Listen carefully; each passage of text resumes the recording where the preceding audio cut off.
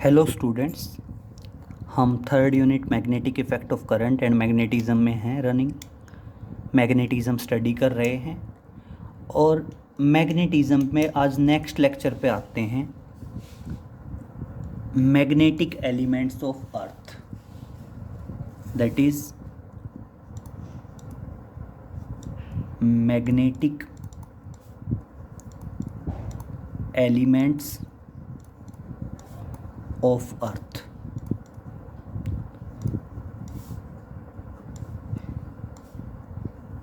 अब magnetic elements of earth क्या है?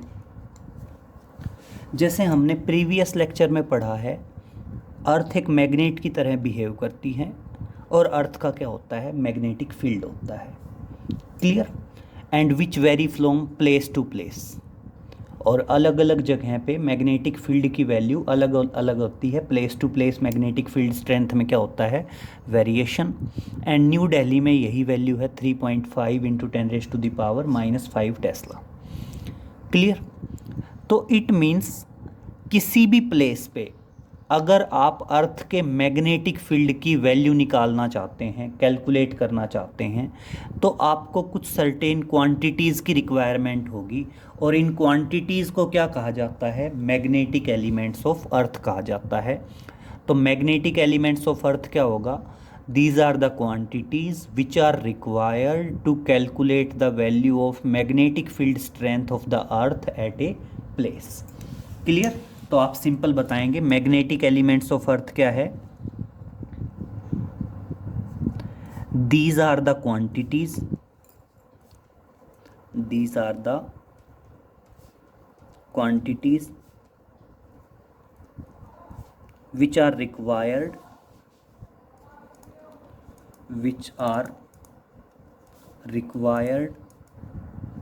to calculate magnetic field of the earth, magnetic field of the earth at a place। Clear? किसी भी place पे अर्थ के मैग्नेटिक फील्ड को की वैल्यू को कैलकुलेट करने के लिए जिन क्वांटिटीज़ की रिक्वायरमेंट है, उन क्वांटिटीज़ को क्या कहा जाता है? मैग्नेटिक एलिमेंट्स ऑफ अर्थ कहा जाता है। तो देखिए, generally 3 magnetic elements of earth आते हैं। सबसे फर्स्ट होता है that is magnetic declination, that is magnetic declination. Clear? Magnetic declination. Clear? Next होता है magnetic inclination, that is magnetic inclination. Second one is magnetic inclination.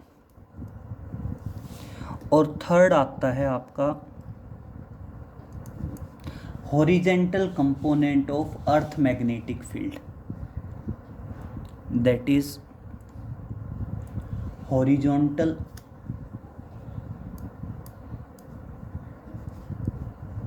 Component of earth magnetic field. Clear? तो देखिए, एक बार समझिए कौन सा पॉइंट क्या है। इन सबसे पहले हम 2 पॉइंट डिस्कस करेंगे। समझिए 2 पॉइंट्स क्या हैं। बेटा, कोई भी मैग्नेट है, क्लियर? मान लीजिए ये मैग्नेट का नॉर्थ पोल है और ये है मैग्नेट का साउथ पोल। बेटा, मैग्नेट के नॉर्थ पोल और साउथ पोल को ज्वाइन करने वाली लाइन को बोलते हैं मैग्नेटिक एक्सिस। ये क्या है? That is magnetic axis. Clear? इसी तरह अर्थ है, आपका अर्थ का भी नॉर्थ पोल होगा और अर्थ का भी क्या होगा, साउथ पोल होगा। और इनको क्या बोलते हैं, दैट इज ज्योग्राफिकल साउथ और ज्योग्राफिकल नॉर्थ। मतलब एक तो जनरली नॉर्थ साउथ होता है और एक होता है ज्योग्राफिकल साउथ और ज्योग्राफिकल नॉर्थ। हमने प्रीवियस लेक्चर में इनके बारे में बताया है, ज्योग्राफिकल साउथ और ज्योग्राफिकल नॉर्थ के बारे में। तो देखिए, जस्ट आप सिंपल मान लेंगे कि ज्योग्राफिकल साउथ और ज्योग्राफिकल नॉर्थ। और बेटा ज्योग्राफिकल साउथ और ज्योग्राफिकल अर्थ को मिलाने वाली लाइन को क्या बोलते हैं, that is geographical axis. Clear. तो एक तो मैग्नेटिक एक्सिस होती है और एक क्या होती है, ज्योग्राफिकल एक्सिस होती है। क्लियर। एक तो मैग्नेटिक एक्सिस हो गई और एक क्या हो गई, ज्योग्राफिकल एक्सिस हो गई। अब हमने एक पॉइंट स्टडी किया था जिसमें हम ये कह रहे थे कि जब भी आप किसी बार मैग्नेट को फ्रीली सस्पेंड करते हैं तो बार मैग्नेट हमेशा नॉर्थ साउथ डायरेक्शन में स्टेबल होती है। क्लियर। यही था ना कि जब भी आप किसी बार मैग्नेट को फ्रीली सस्पेंड करते हैं तो बार मैग्नेट हमेशा नॉर्थ साउथ में जाके स्टेबल होती है। लेकिन बेटा सिनेरियो क्या है, अगर आप बार मैग्नेट को फ्रीली सस्पेंड करते हैं तो वो कभी भी एग्जैक्ट नॉर्थ साउथ में जाके स्टेबल नहीं होती, दोनों के बीच में कुछ एंगल होता है। क्लियर। कभी भी आप जब किसी बार मैग्नेट को फ्रीली सस्पेंड करेंगे तो बार मैग्नेट कभी भी एग्जैक्ट नॉर्थ साउथ में जाके स्टेबल नहीं होगी, नॉर्थ साउथ के साथ कुछ एंगल बना के स्टेबल होगी। मान लीजिए ये आपकी क्या है, मैग्नेटिक एक्सिस है और ये आपकी क्या है बेटा, ज्योग्राफिकल एक्सिस है। वैसे तो एग्जैक्ट अगर हम नॉर्मल बात करें तो हम नॉर्मल तो यही स्टडी करते हैं कि मैग्नेटिक एक्सिस और ज्योग्राफिकल एक्सिस बिल्कुल एक दूसरे के पैरेलल होती हैं। बार मैग्नेट को फ्रीली सस्पेंड करते हैं तो बार मैग्नेट जो है वो बिल्कुल ज्योग्राफिकल एक्सिस के पैरेलल होती है, लेकिन एग्जैक्ट ऐसा नहीं होता। बार मैग्नेट जो है ज्योग्राफिकल एक्सिस के साथ कुछ एंगल बना के स्टेबल होती है। तो आप सिंपल वे में ये कह सकते हैं मैग्नेटिक एक्सिस और ज्योग्राफिकल एक्सिस दोनों के बीच में क्या होगा, कुछ एंगल होगा। क्लियर। मैग्नेटिक एक्सिस क्लियर है। मैग्नेट के नॉर्थ साउथ पोल को ज्वाइन करने वाली लाइन को क्या बोलते हैं, मैग्नेटिक एक्सिस। और अर्थ के नॉर्थ साउथ को ज्वाइन करने वाली लाइन को क्या बोलते हैं, ज्योग्राफिकल एक्सिस। तो देखिए एक बार समझिए बेटा, ये क्या आई, ये आई आपकी मान लीजिए मैग्नेटिक एक्सिस और बेटा ये आई आपकी ज्योग्राफिकल एक्सिस। क्लियर। और दोनों के बीच में जो एंगल होता है उस एंगल को कहा जाता है मैग्नेटिक डिक्लिनेशन। जनरली थीटा से डिनोट करेंगे और आप सिंपल बता देंगे magnetic declination is the angle. Magnetic declination क्या है, एंगल है। एंगल हमेशा दो लाइन के बीच में होता है। दो लाइनें कौन कौन सी, that is magnetic axis and that is geographic axis. Magnetic axis and that is geographical axis, that is geographic axis. Clear. तो आप बता देंगे यहाँ पे कि आपका जो मैग्नेटिक डिक्लिनेशन है it is defined as the angle between geographical axis and magnetic axis. Clear. यही होगा ना कि ये अपने आप में क्या है, एंगल है। किस किस के बीच का एंगल है, मैग्नेटिक एक्सिस और ज्योग्राफिकल एक्सिस के बीच का एंगल है। अब नेक्स्ट पॉइंट पे समझिए बेटा, मैग्नेटिक एक्सिस जो है उस मैग्नेटिक एक्सिस का हॉरिजेंटल प्लेन भी हो सकता है और मैग्नेटिक एक्सिस का वर्टिकल प्लेन भी हो सकता है। क्लियर। जो मैग्नेटिक एक्सिस है उसका हॉरिजेंटल प्लेन भी हो सकता है और मैग्नेटिक एक्सिस का वर्टिकल प्लेन भी हो सकता है। बेटा मैग्नेटिक एक्सिस का जो वर्टिकल प्लेन है, मैग्नेटिक एक्सिस का जो आपका वर्टिकल प्लेन होता है, उस वर्टिकल प्लेन को बोला जाता है मैग्नेटिक मेरिडियन। क्या बोला जाता है? Magnetic meridian. क्लियर? और इसी तरह ज्योग्राफिकल एक्सिस का जो वर्टिकल प्लेन होगा, अगर मैं ज्योग्राफिकल एक्सिस है, ज्योग्राफिकल एक्सिस का अगर मैं वर्टिकल प्लेन ड्रा करता हूं तो उस वर्टिकल प्लेन को बोला जाएगा that is geographic meridian. Clear? तो देखो एक बार रिपीट कर देते हैं। मैग्नेट के नॉर्थ साउथ को मिलाने वाली लाइन को मैग्नेटिक एक्सिस कहते हैं, और मैग्नेटिक एक्सिस का जो वर्टिकल प्लेन होगा उसको बोलेंगे मैग्नेटिक मेरिडियन। सेम इसी तरह अर्थ के नॉर्थ साउथ को मिलाने वाली लाइन को ज्योग्राफिक एक्सिस बोलते हैं, और ज्योग्राफिक एक्सिस का जो वर्टिकल प्लेन होगा उसको क्या बोलेंगे? ज्योग्राफिक मेरिडियन कहेंगे। ये आपने बता दिया है कि मैग्नेटिक डिक्लिनेशन जस्ट एक एंगल है between magnetic axis and geographical axis. तो ये मैग्नेटिक एक्सिस है, ये क्या है? ज्योग्राफिकल एक्सिस है। अब समझिए, अगर मैं मैग्नेटिक एक्सिस का वर्टिकल प्लेन ड्रा करूं, मान लीजिए ये वर्टिकल प्लेन है, किसका वर्टिकल प्लेन है? मैग्नेटिक एक्सिस का। मैग्नेटिक एक्सिस का जो वर्टिकल प्लेन होगा उसको क्या बोलेंगे? मैग्नेटिक मेरिडियन बोलेंगे। और अगर बेटा ज्योग्राफिकल एक्सिस का जो वर्टिकल प्लेन है उसको क्या बोलेंगे हम? That is geographical meridian. यही आया ना? ये जो आया, ये क्या आया? Magnetic meridian, vertical plane of magnetic axis.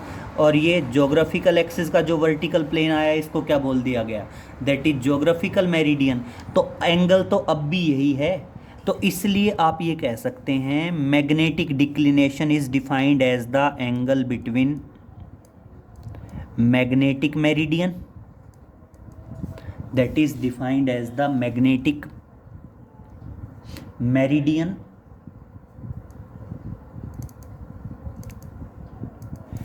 and geographic meridian, that is geographic meridian। Clear हो गया? तो आप ध्यान रखना, मैग्नेटिक डिक्लिनेशन की हम दो डेफिनेशन बता सकते हैं। मेरी तरह नहीं लिखना है, अच्छे से लिखना है। मैं तो जस्ट समझाने के लिए इस पैटर्न पे आ रहा हूँ। आप लिखेंगे magnetic declination is defined as the angle between magnetic axis and geographical axis, या कह सकते हैं it is the angle between magnetic meridian and geographic meridian. Clear? ये जो डायग्राम में दिख रहे हैं ये आपका मैग्नेटिक मेरिडियन है और ये क्या है? आपका ज्योग्राफिक मेरिडियन है। बेसिक क्लियर हो गया? मैग्नेटिक एक्सिस क्या है? मैग्नेट के नॉर्थ साउथ को ज्वाइन करने वाली लाइन मैग्नेटिक एक्सिस, अर्थ के नॉर्थ साउथ को ज्वाइन करने वाली ज्योग्राफिक एक्सिस। मैग्नेटिक एक्सिस का vertical plane magnetic meridian, geographic axis का वर्टिकल प्लेन ज्योग्राफिक मेरिडियन। तो ये आपका मैग्नेटिक मेरिडियन है और ये क्या है? आपका ज्योग्राफिक मेरिडियन है। क्लियर? अब नेक्स्ट पॉइंट पे आते हैं। नेक्स्ट पॉइंट कहते हैं कि अर्थ जो है अगर मैग्नेट है तो पक्का अर्थ का कोई ना कोई मैग्नेटिक फील्ड होगा और उसके मैग्नेटिक फील्ड की कोई ना कोई डायरेक्शन होगी। अगर अर्थ एक मैग्नेट की तरह बिहेव करती है तो अर्थ का कोई ना कोई मैग्नेटिक फील्ड होगा और उसके मैग्नेटिक फील्ड की कोई ना कोई डायरेक्शन होगी। अब दूसरा समझिए, ये आपका मैग्नेटिक मेरिडियन है, ये अर्थ का मैग्नेटिक फील्ड, ये क्या है? आपका मैग्नेटिक मेरिडियन। ये लाइन क्या आएगी? That is horizontal line of magnetic meridian. और ये लाइन क्या आएगी? That is vertical line of magnetic meridian. Clear? ये क्या आ गई? That is horizontal line of magnetic meridian. और ये क्या आ गई आपकी? That is vertical line of magnetic meridian. अब समझिए यहाँ पे बी क्या है? मैग्नेटिक फील्ड ऑफ अर्थ। बेटा इस एंगल को मान लीजिए डेल और इसको बोलते हैं मैग्नेटिक डिक्लिनेशन। मैग्नेटिक डिक्लिनेशन भी एक एंगल है, जनरली डेल से डिनोट करते हैं। एंड क्या बताएंगे? It is defined as the angle, it is defined as the angle. और एंगल तो जनरली दो लाइन के बीच में रहेगा। एंगल किस किस के बीच में? That is horizontal line of magnetic meridian, that is horizontal line of magnetic meridian, and ये क्या है? Direction of earth magnetic field, that is direction of earth's magnetic field.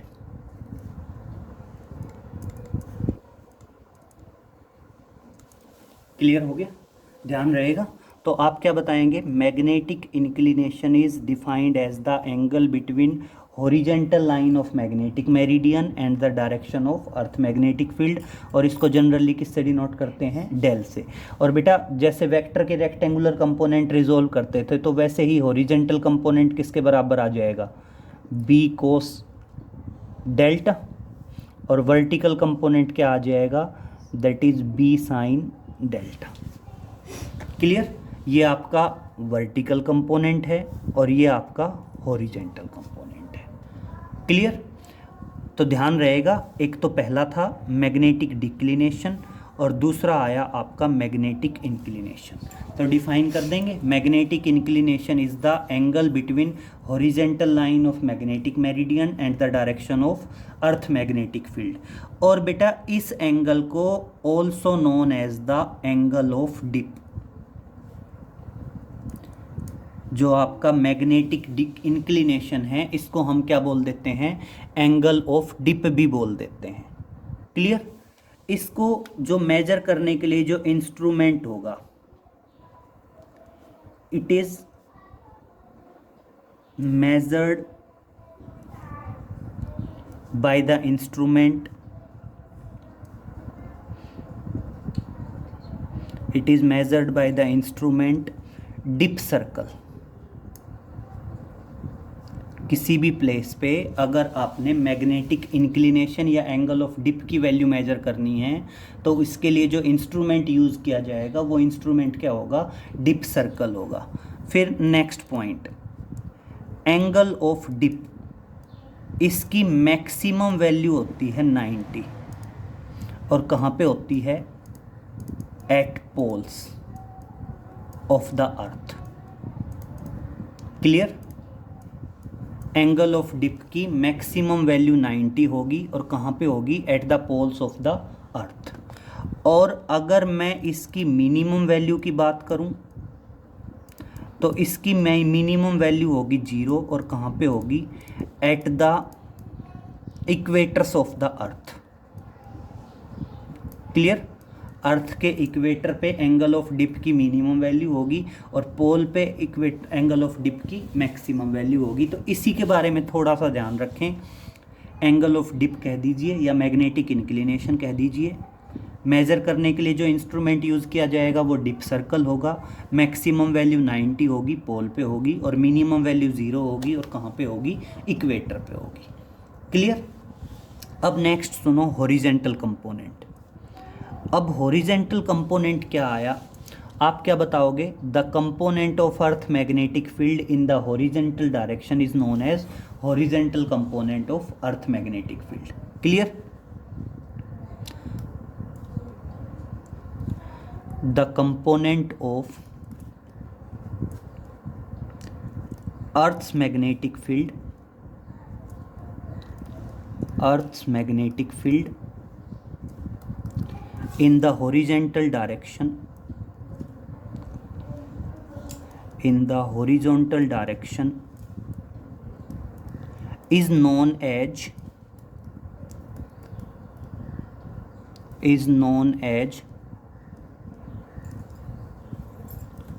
horizontal component of Earth's magnetic field. Earth's magnetic field. Clear? अब समझें बेटा, आप ये कह चुके हो कि वर्टिकल कंपोनेंट किसके बराबर है? B sine delta. Horizontal component किसके बराबर है, बी कोस डेल्टा। अगर मैं दोनों को एक दूसरे से डिवाइड कर दूं तो v बाई एच किसके बराबर आ जाएगा, b से b कट जाएगा और क्या आ जाएगा, टेंजेंट डेल्टा। ये तीन इक्वेशंस आपकी काफ़ी ज़्यादा इम्पोर्टेंट है। क्लियर। तो अब देखिए बेसिकली क्या है, ये तीन आए, that is magnetic elements of earth. अब इन तीनों इक्वेशन से रिलेटेड न्यूमेरिकल आ सकते हैं। देखो यहाँ पे v h डेल्टा और b, बेटा 4 पॉइंट हैं। इन 4 में से अगर वो कोई 2 दे तो बाकी की दोनों वैल्यूज़ हम इस फॉर्मूले का यूज़ करके कैलकुलेट कर सकते हैं, इन तीनों फॉर्मूलेज का यूज़ करके। v क्या है, vertical component of earth magnetic field, h क्या है, horizontal component of earth magnetic field, delta क्या है, angle of dip, and b क्या है, magnetic field of earth. Clear. तो जनरली इन चारों में से कोई 2 वैल्यू दी जाएगी और बाकी की 2 वैल्यूज़ हम कैलकुलेट कर सकते हैं। क्लियर। तो देखिए इसी पे एक क्वेश्चन कैरिड आउट करके देख लेते हैं। बेसिकली ये आपके मैग्नेटिक एलिमेंट्स ऑफ अर्थ का जो टॉपिक है ये यहाँ पे ख़त्म होता है। अब इसी से रिलेटेड कुछ कॉन्सेप्चुअल क्वेश्चंस और न्यूमेरिकल देख लेते हैं। देखिए सबसे पहला पॉइंट समझिए, आपने ये 3 इक्वेशंस अभी अभी पढ़ी हैं कि पहली इक्वेशंस तो क्या पढ़ी है कि वर्टिकल कंपोनेंट तो क्या होगा, B sine delta, horizontal component क्या होगा, बी कोस डेल्टा, और दोनों को एक दूसरे से डिवाइड करते हैं तो v बाई एच क्या आएगा, टेंजेंट डेल्टा। और एक पॉइंट और सुने, अगर मैं दोनों को स्क्वायर करूं और ऐड करूंगा तो क्या आ जाएगा, v square plus H square is equal to B square.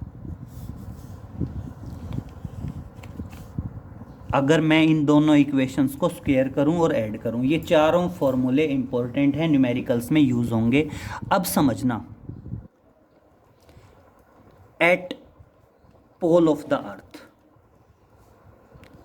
Eight poles of the earth, बेटा पोल्स ऑफ द अर्थ पे डेल की वैल्यू मैक्सिमम होती है कितनी, 90, और बेटा साइन 90 की वैल्यू क्या होगी, 1। तो वर्टिकल कंपोनेंट किसके बराबर होगा, बी के बराबर होगा, that is magnetic field of earth, magnetic field of earth. Clear. और कोस 90 की वैल्यू 0 और हॉरिजेंटल कंपोनेंट किसके बराबर होगा, 0 के बराबर। तो आप ध्यान रखोगे कि पोल पे 3 पॉइंट होंगे, पोल के ऊपर एंगल ऑफ डिप की वैल्यू 90 होगी, वर्टिकल कंपोनेंट अर्थ के मैग्नेटिक फील्ड के बराबर होगा, और हॉरिजेंटल कंपोनेंट की वैल्यू क्या होगी, 0 होगी। क्लियर। वहीं अगर मैं बात करूं एट इक्वेटर्स, कहाँ पे, इक्वेटर्स पे, तो देखिए इक्वेटर पे एंगल ऑफ डिप की वैल्यू मिनिमम होगी 0, साइन 0 0, इक्वेटर के ऊपर vertical component of earth magnetic field क्या रहेगा, 0। और तीसरी बात कोस 0 1 होगा, और हॉरिजेंटल कंपोनेंट किसके बराबर होगा, बी के बराबर। बी क्या है, that is magnetic field of earth. Clear. तो देखो 3 पॉइंट तो हैं ये इक्वेटर पे, सॉरी पोल पे, और यही 3 पॉइंट हैं आपके इक्वेटर पे। ध्यान रखोगे इनके ऊपर कई बार क्वेश्चन आ जाते हैं। क्लियर। अब नेक्स्ट पॉइंट देखिए, नेक्स्ट पॉइंट आता है बेटा, जनरली हम ये कहते हैं, एक फॉर्मूला ध्यान रखेंगे कि मान लीजिए आप कहते हैं del is the true value of dip, note में डाल देंगे। मान लीजिए आप कहते हैं del is the true value of angle of dip, और आप कहते हैं del dash is the apparent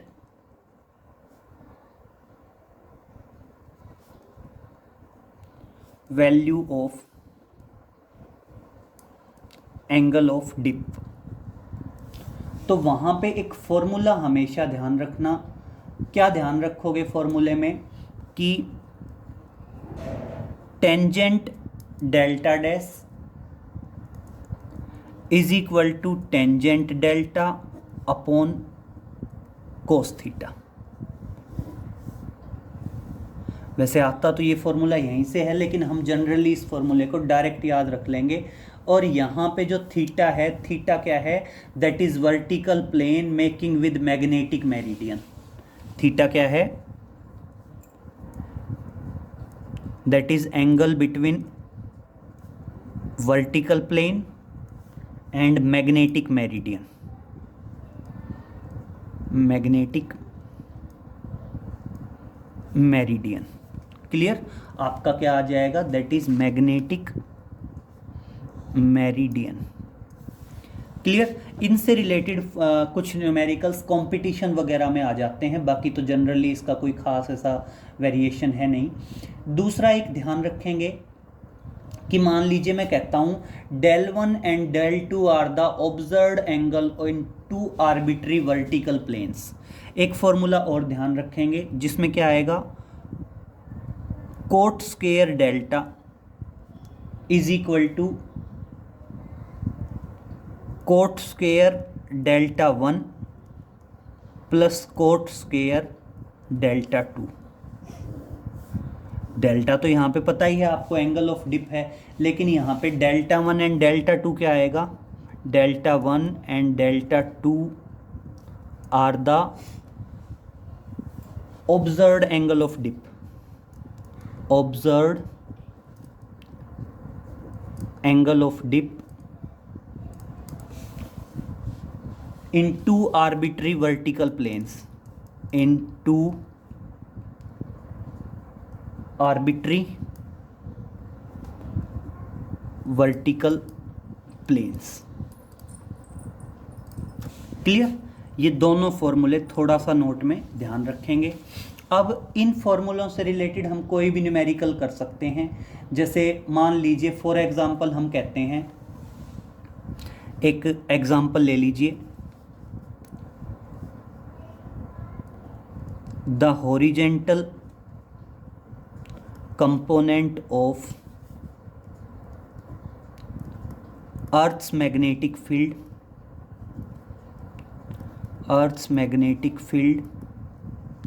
at a place is 0.4 into 10 raised to the power minus 4 Tesla. Clear? ये एक न्यूमेरिकल है, एग्जाम्पल के तौर पे कर रहे हैं कि मान लीजिए the horizontal component of earth magnetic field at a place is this and angle of dip is 45 and angle of dip is 45। Calculate vertical component and magnetic field of earth at that place। Clear हुआ? मैं पहले भी कह रहा था ये 4 फॉर्मूले हैं। इन 4 फॉर्मूलों में 4 पैरामीटर्स हैं आपके, V, H, B और डेल्टा। 4 में से 2 वैल्यूज़ देगा, बाकी की 2 हम कैलकुलेट कर सकते हैं। जैसे यहाँ पे समझिए, उसने आपको H की वैल्यू दी। H की वैल्यू कितनी दी? 0.4 into 10 raise to the power minus 4 tesla. और दूसरा किसकी वैल्यू दी? डेल की वैल्यू कितनी दी? 45। और अब निकालना क्या है? वर्टिकल कंपोनेंट और मैग्नेटिक फील्ड ऑफ अर्थ। कोई भी फॉर्मूला जो आपको सही लगे, चाहे तो आप ये फॉर्मूला यूज़ करो V/H is equal to tangent delta, H और डेल्टा दे रखा है, V निकल जाएगा। चाहे ये फॉर्मूला यूज़ करो कि H is equal to B cos delta, H दे रखा है, डेल्टा दे रखा है, B निकल जाएगा। B निकलने के बाद क्या निकल जाएगा? V निकल जाएगा। कोई भी फॉर्मूले यूज़ कर सकते हैं, चाहो तो आप ये यूज़ करो V/H is equal to tangent delta, यहाँ से V निकल जाएगा। और v निकलने के बाद फिर प्रॉब्लम है ही नहीं। v निकलने के बाद चाहे आप कोई भी फॉर्मूला यूज़ कर दें, v is equal to B sine delta use कर दें, यहाँ से क्या निकल जाएगा, b निकल जाएगा। क्लियर। एक हमेशा ध्यान रखना, अगर एंगल ऑफ डिप की वैल्यू 45 डिग्री है तो उस टाइम पे वर्टिकल कंपोनेंट और हॉरिजेंटल कंपोनेंट दोनों क्या होते हैं, इक्वल होते हैं। क्लियर। तो बेटा ये थोड़ा सा आप देखना, इम्पोर्टेंट टॉपिक है, बाकी नेक्स्ट लेक्चर में और आगे कराएंगे। Okay, thank you.